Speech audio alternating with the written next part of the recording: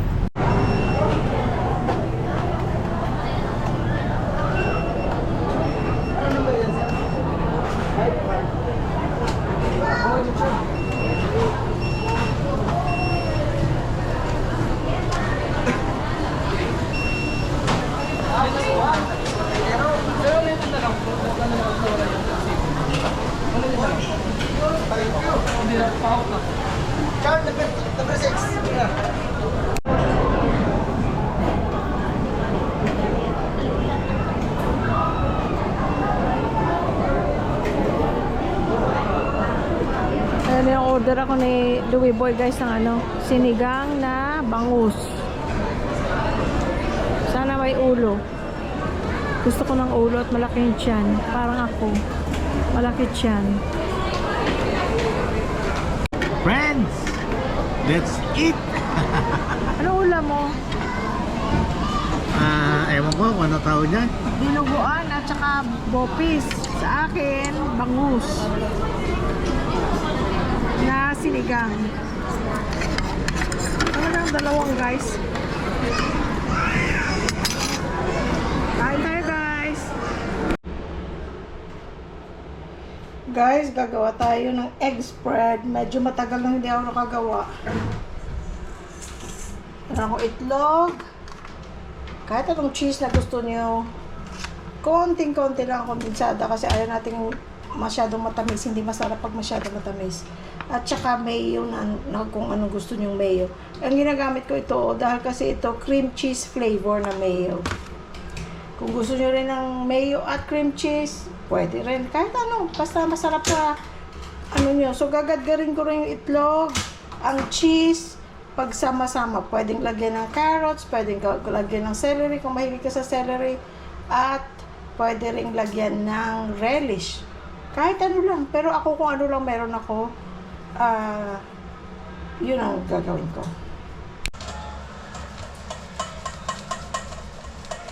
Oh, sa mga nandidiri dyan, hindi ako nag-gloves, hindi ko naman papakain to sa inyo. Para naman to sa dinner namin. Tsaka breakfast bukas. Do what you have to do. Basta ako nagugas ako ng kamay.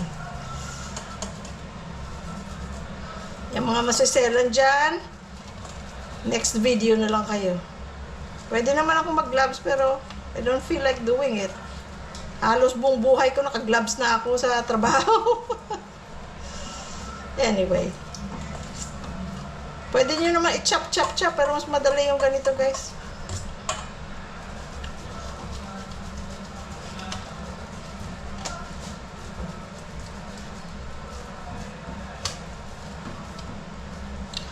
Alam niyo bang itlog ay pwede nyo kainin araw-araw? Yung mga sinaunang mga belief na masama ang itlog, hindi na ngayon. May mga pag-aaral ng ginawa, pwede ka mag-araw-araw itlog. It's high in protein, mura. Ngayon, hindi na rin masyadong mura, ano? Mahal na itlog, lalo pa dyan sa labas ng bansa. Pero, kumbaga, isang itlog ka lang, ulam ka na, high in protein pa. Masarap din itong ibaon, madaling kainin. Pag nagutom ka sa trabaho, subo mo lang sandali, kahit wala kang break.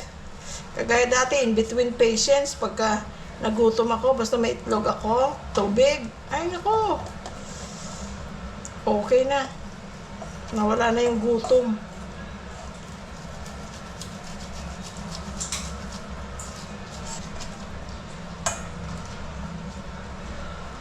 Apat lang kayo ang ginawa ko. Kung may chunks, okay lang din yan.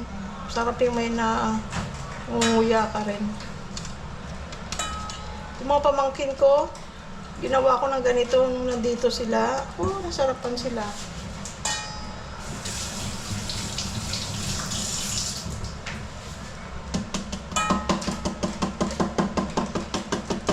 Mahilig pa naman sila sa mga snack-snack kasi ang nanay nila, si Julie, mahilig magawa ng mga snack-snack. Magaling siya magluto.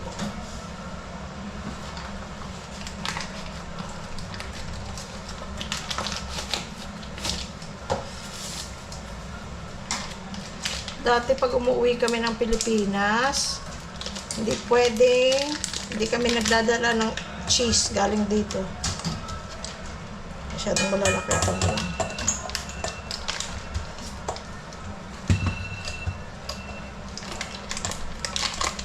Yung alarm mo ga!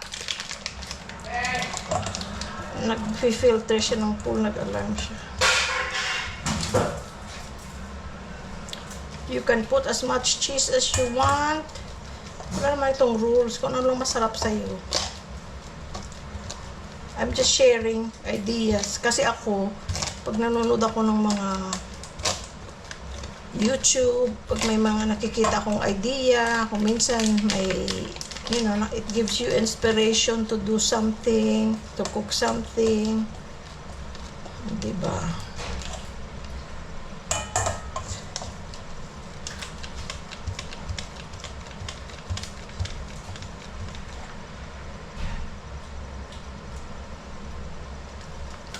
Sarap yung maraming cheese.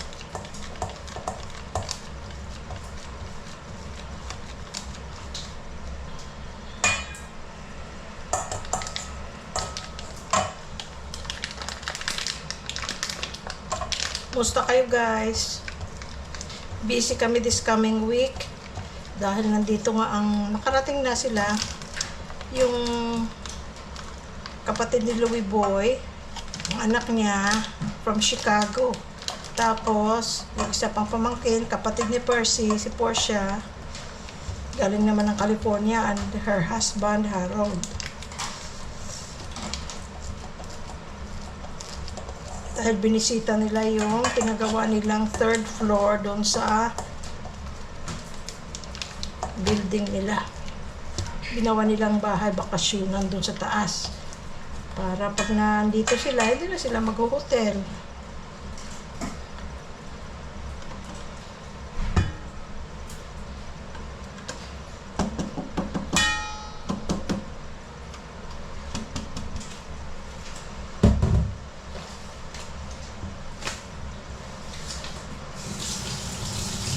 Ito na guys.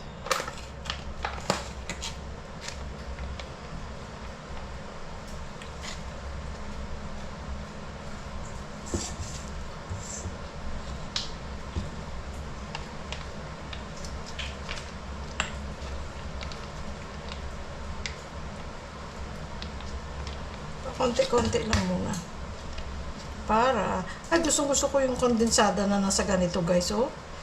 Kasi pag nagbukas ka ng kondensada, di mo maubos usually, di ba? Maghahanap ka mga ng lalagyan mo. Ito napaka-easy, convenient. Pati ketchup, meron na rin ganyan. Yung Del Monte yata. Yung UFC, hindi ko pa nakikita na mayroong ganun.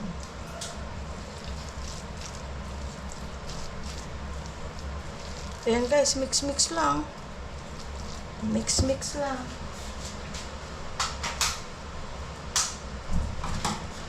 Kaya pala madilim. Iba palang ilaw naka-on. Nandito pala malapit sa akin, hindi naka-on.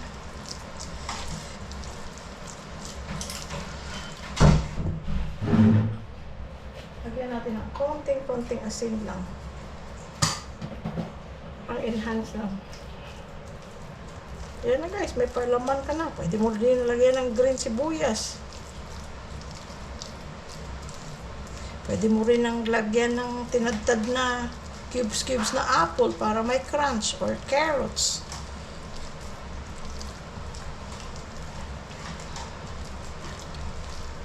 Ayan na guys.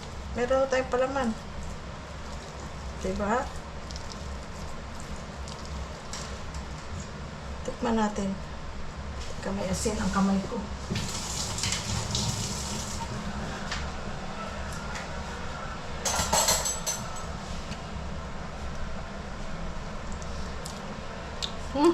Very good. Very good. Naman na. Saan ako dadagdag?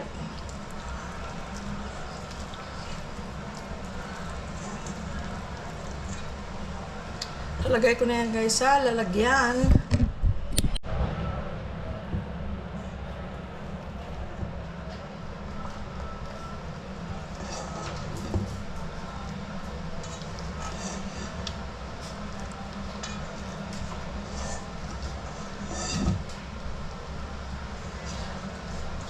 Kasi walang sukat-sukat guys. Kung ano nilagay ko, hindi na ako nagdagdag. Kasi ano lang siya eh, simpleng halo-halo lang.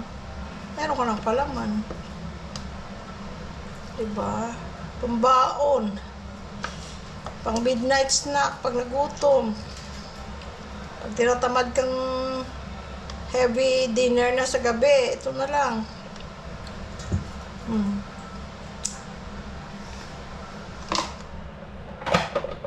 Apat lang yun na itlog. Siguro kung 6, almost puno ito. Para hindi naman masyado marami, para fresh na ulit pag nagawa na naman tayo, diba?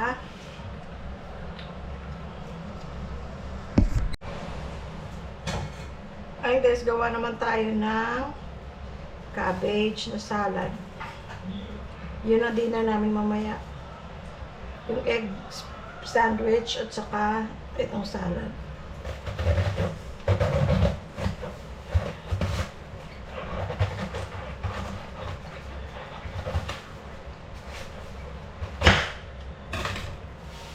Gasan muna natin.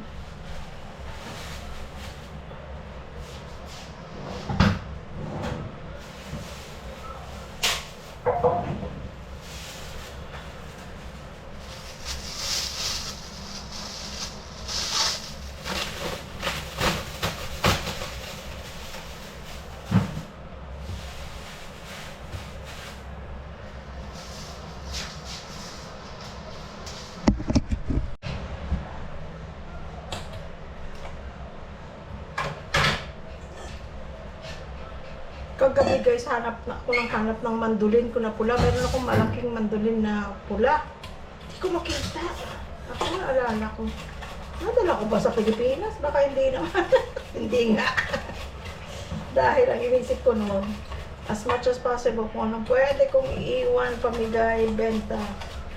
We have to, things we can let go. Sabi ko, meron naman akong maliit. Meron din itong parang housing niya, pero tamad-tamaran tayo today. Hindi na natin, para hindi na extra huhugasan. Ito na lang, hahawakan ko na lang. Ganyan. Ganun din, di ba? Kasi kung lalagay ko pa siya sa housing niya, another hugas pa yun. Konti lang naman ang gagawin ko. Ayan guys, oh. Pag nag-coleslaw ka, lagyan mo pineapple, mayonnaise, ano pang gusto mo.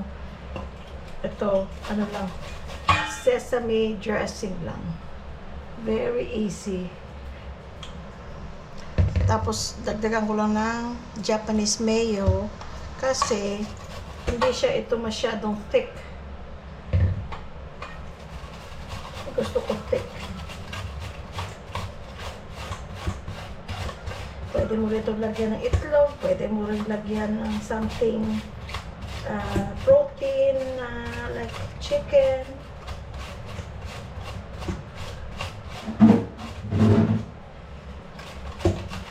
Gumawa ako kagabi para ako nakulang. It's okay, Bobo. It's okay. Order ko pala yan.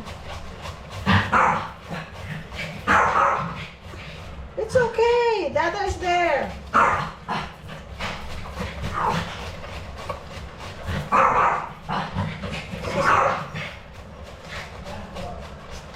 Si Sky kung nakatahol, akala mo may magagawa siya. Akala mo German Shepherd siya. Tapusin ko muna to guys ha. Ito guys. Mayo.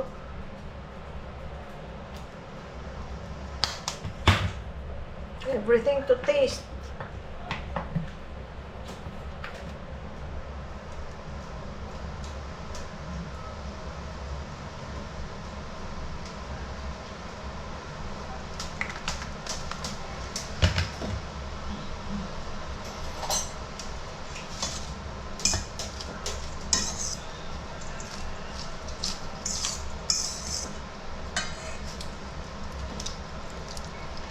So, ayan nga malaki.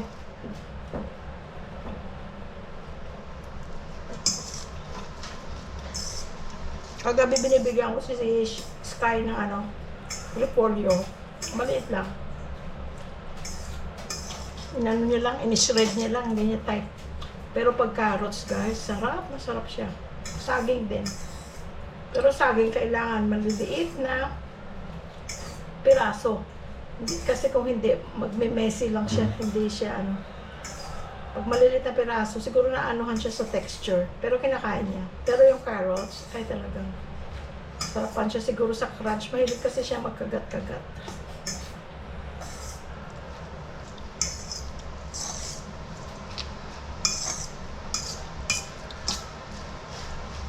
Konti pa.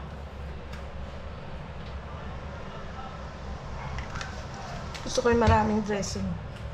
Hindi ito pang diet guys ha, kasi marami ang dressing. Ang dressing marami rin calories, di ba? I'm just doing this kasi gusto namin ng lasa. Ngayon gusto niyo mga dahon-dahon, lettuce, pwede rin. Pero yung crunch kasi ng ano, ng cabbage, kaiba, no?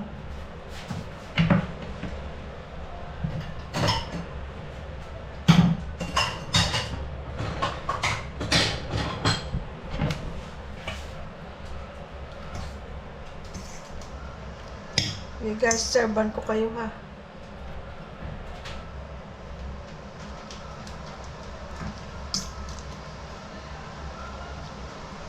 Tapos guys, lagyan mo na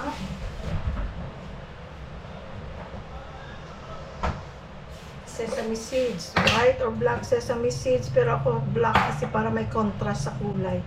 Para itsura pa lang. Ang sarap na.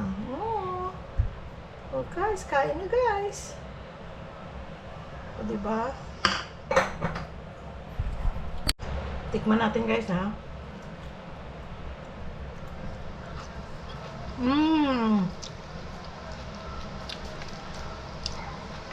May crunch siya.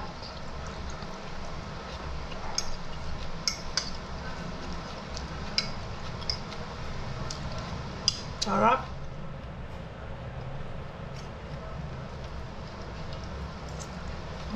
Sarap guys.